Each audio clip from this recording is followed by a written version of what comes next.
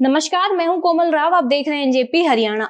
लोकसभा चुनाव संपन्न होते ही विधानसभा चुनाव की हलचल तेज हो गई है। अगर हम बात हरियाणा की करें तो हरियाणा में 3 महीने बाद, जैसा कि आप सब जानते हैं, चुनाव होने हैं। उन्हीं चुनाव को लेकर जो चर्चाएं हैं वो अलग अलग तरीके से आ रही है। अगर हम बात गुड़गांव लोकसभा सीट की करते हैं तो वहां से जो कांग्रेस के उम्मीदवार, भाजपा उम्मीदवार राव इंद्रजीत सिंह के खिलाफ चुनाव लड़े थे राज बब्बर, उनको लेकर भी एक चर्चा अब धीरे धीरे चलनी शुरू हुई है। चर्चा है कि क्या राज बब्बर गुड़गांव से विधानसभा का चुनाव लड़ सकते हैं। ये सवाल उनसे भी प्रेस कॉन्फ्रेंस में पूछे गए हैं, लेकिन कभी भी उन्होंने इसका जवाब साफ तौर पर नहीं दिया। वो बातों को घुमा जाते हैं। इन्हीं सब चर्चा का जवाब आज हम लेंगे महेश कुमार वैद्य से। एनजेपी के प्रधान संपादक हैं और वरिष्ठ पत्रकार हैं। सर, सबसे पहले आपका स्वागत है। तो आपको क्या लगता है, राज बब्बर विधानसभा का चुनाव लड़ सकते हैं? कोमल, आपका सवाल वाजिब है। चर्चाएं मैं भी कई दिन से सुन रहा हूं कि राज बब्बर भी विधानसभा का चुनाव लड़ सकते हैं, लेकिन ऐसा नहीं है कि वो कहां से लड़ेंगे। ऐसा सुनने में आ रहा है कि हरियाणा से उनको विधानसभा का चुनाव लड़वाया जा सकता है, और ज़्यादा चर्चा गुड़गांव विधानसभा सीट की है, जैसी चर्चाएं हैं। मेरे अपना निष्कर्ष के रूप में मैं अगर कहना चाहूँ तो राज बब्बर विधानसभा का चुनाव नहीं लड़ेंगे। राज बब्बर ने लोकसभा का चुनाव लड़ा है। राज बब्बर की निगाह अगले लोकसभा चुनाव पर ही रहेगी और वो लोकसभा का ही अगला चुनाव लड़ना चाहेंगे। इसके पीछे वजह है। इसके पीछे ये हम देखते हैं कि उन्होंने पहले भी विधानसभा का चुनाव नहीं लड़ा है। पहले भी लोकसभा में रहे या वह राज्यसभा में रहे, विधानसभा में नहीं रहे।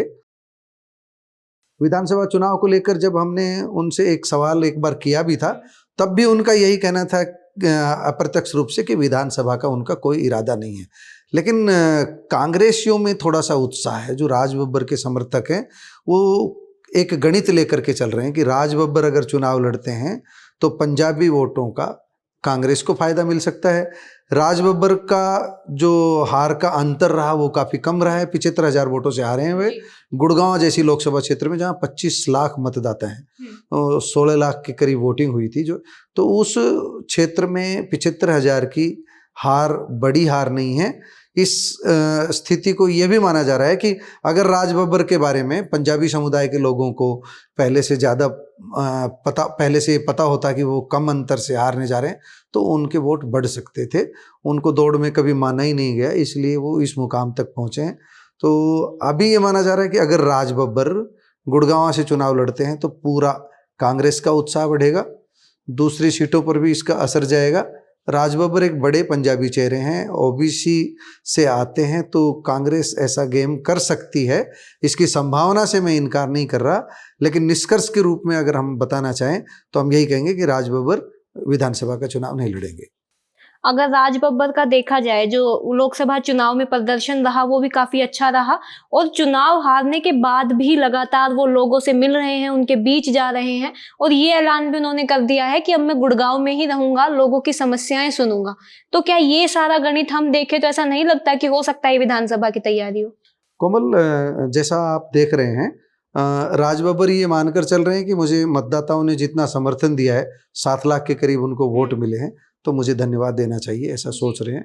और वो इसी कड़ी में पहले एक बार धन्यवाद कर चुके हैं, और अभी उनका प्रोग्राम बन रहा है, वो जल्दी ही सभी विधानसभा क्षेत्रों में फिर से जाएंगे।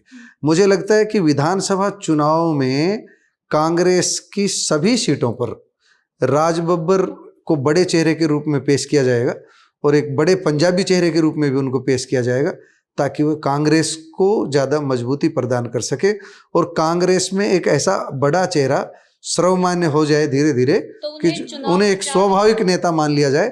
अभी उन पर जो बाहरी का ठप्पा लगा हुआ है, वो बाहरी का ठप्पा दूर करना है राज बब्बर ने, इसीलिए कहा है कि मुंबई नहीं, अब मेरा घर गुरुग्राम रहेगा। तो आने वाले समय में हम उन्हें चुनाव प्रचारक की भूमिका में भी देख सकते हैं, जिस हिसाब से वो तैयार। हम उन्हें हरियाणा कांग्रेस में महत्वपूर्ण भूमिका में देख सकते हैं, हरियाणा कांग्रेस की संगठन में महत्वपूर्ण भूमिका में देख सकते हैं, और हम उन्हें हरियाणा में स्टार प्रचारक के रूप में देख सकते हैं। विधानसभा में 99% चांस ये है कि वह लोकसभा का ही चुनाव लड़ेंगे आने वाले समय में।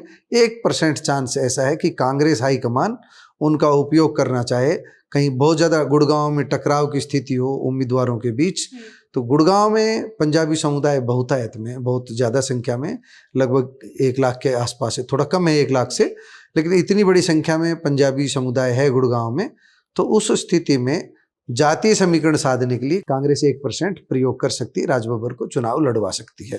तो मैं इनकार नहीं कर रहा हूं, मैं ये कह रहा हूं कि ज्यादा संभावना लोकसभा चुनाव लड़ने की है, लेकिन 1% संभावना बरकरार है विधानसभा चुनाव लड़ने की गुड़गांव से। धन्यवाद सर।